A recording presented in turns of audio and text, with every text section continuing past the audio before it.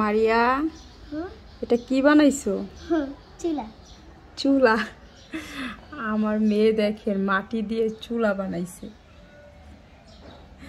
কেমন হয়েছে একটু কমেন্ট করে জানাবেন আপনারা।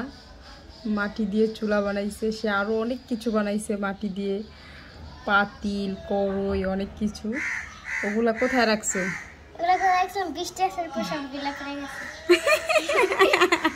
ওগুলা সব বানাইছিল, বৃষ্টিতে সব নষ্ট করে দিছে, বাইরে ছিল তাই। মানে মেয়ের চুলা বানানো দেখে আমাদের ছোটবেলার কথা মনে পড়ে গেল। আমরা ছোটবেলায় এরকম মাটি দিয়ে অনেক কিছু বানাইতাম, পাটা পুতা, তারপর হচ্ছে গিয়ে চামিচ, কড়াই, পাতিল, ঢাকনা, অনেক কিছু বানাইতাম। আসলে সেই দিনগুলো আর কোনো দিন ফিরে আসবে না। অনেক আনন্দ ছিল সেই দিনগুলোতে। আবার ওগুলো দিয়ে রান্না বাড়া করতাম, তারপরে খেলাধুলা করতাম, কত কিছু রান্না করতাম ওগুলোর ভিতরে।